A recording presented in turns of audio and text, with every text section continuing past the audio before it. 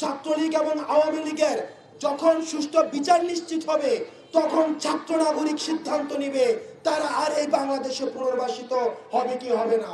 আমি খুব সরাসরি ক্যাম্পাসে গত 16 বছর ধরে যারা শিক্ষার্থীদের মত প্রকাশে বাধা দিয়েছে, দ্বিমত প্রকাশ করার জন্য যারা ঘন্টার পর ঘন্টা নির্যাতন করেছে, শিবির সন্দেহে যে কোনো নির্যাতনকে যারা রাজনৈতিকভাবে জায়েজ করেছে, তাদের বিষয়ে আমাদের কি সিদ্ধান্ত হবে সেই বিষয়টি আমাদেরকে এই মঞ্চ থেকে স্পষ্ট করতে হবে। আমরা দেখেছি ইতিমধ্যে কিছু রাজনৈতিক দল তারা যারা গত 16 বছর ধরে নির্যাতনের খড়গ ক্যাম্পাসে জারি রেখেছিল তাদেরকে মাফ করে দেওয়ার একটা প্রবণতা তারা দেখাচ্ছে। আমরা তাদের কাছে প্রশ্ন রাখতে চাই, তারা পাবলিকলি এ পর্যন্ত মাফ চেয়েছে কিনা, যাতে করে আপনারা মাফ করে দিতে পারেন, এবং আপনাদের এই ম্যান্ডেট আছে কিনা আমাদের শিক্ষার্থীদেরকে তারা 3 ফুট জায়গার বিনিময়ে আমাদের মেরুদণ্ডের বিক্রি করে দিয়ে তারা আমাদেরকে রাজনৈতিক প্রোগ্রামের সাবাদাস করেছে, আমাদেরকে দাসখত বানিয়ে তারা আমাদেরকে ক্যাম্পাসগুলোতে ছাত্রলীগের আওয়ামী লীগের আমাদের প্রোগ্রামগুলোকে বাস্তবায়ন করেছে। সুতরাং তাদের সম্পর্কে আমাদের সিদ্ধান্ত নিতে হবে।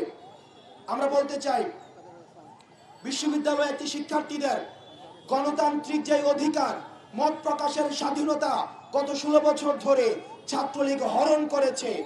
আমরা চাই এটি তাদের বিরুদ্ধে প্রথম চার্জশিট আকারে আমাদেরকে মামলা করতে হবে। দ্বিতীয়ত, শিক্ষার্থীদের ন্যূনতম যে মানবাধিকার রয়েছে, থাকার জায়গা, শিক্ষার জায়গা, খাবারের যে অধিকার, সেটিকে হরণ করার জন্য তাদের বিরুদ্ধে দ্বিতীয় চার্জশিট আনতে হবে। শিক্ষার্থীদেরকে প্রতিনিয়ত শিবির সন্দেহে ক্যাম্পাসে, হলে, ডিপার্টমেন্টে যে ধরনের নির্যাতন করা হয়েছে, তাদেরকে এই রাজনৈতিক নির্যাতনের বিরুদ্ধে তাদের বিরুদ্ধে তৃতীয় চার্জশিট আনতে হবে। চতুর্থত, আমরা দেখেছি কিছু কিছু শিক্ষক তারা ছিল পার্ট টাইম শিক্ষক এবং ফুল টাইম রাজনীতিবিদ। এই ফুল টাইম রাজনীতিবিদ যারা ছাত্রলীগের এই নির্যাতনকে প্রতিনিয়ত প্রশ্রয় দিয়েছে, তাদের বিরুদ্ধে আমাদেরকে চতুর্থ চার্জশিট আনতে হবে।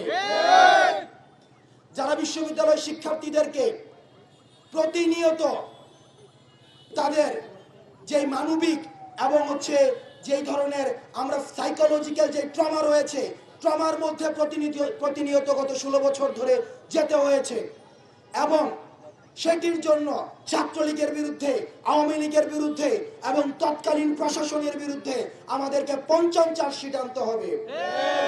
এবং সেটির যখন সুষ্ঠু বিচার নিশ্চিত হবে, ছাত্রলীগ এবং আওয়ামী লীগের যখন সুষ্ঠু বিচার নিশ্চিত হবে, তখন ছাত্র নাগরিক সিদ্ধান্ত নিবে তারা আর এই বাংলাদেশে পুনর্বাসিত হবে কি হবে না। আমাদের জানা মতো আমরা দেখেছি, আমরা জার্মানিতে নাৎসি দলের কোন ধরনের রাজনৈতিক কোনো অধিকার নেই।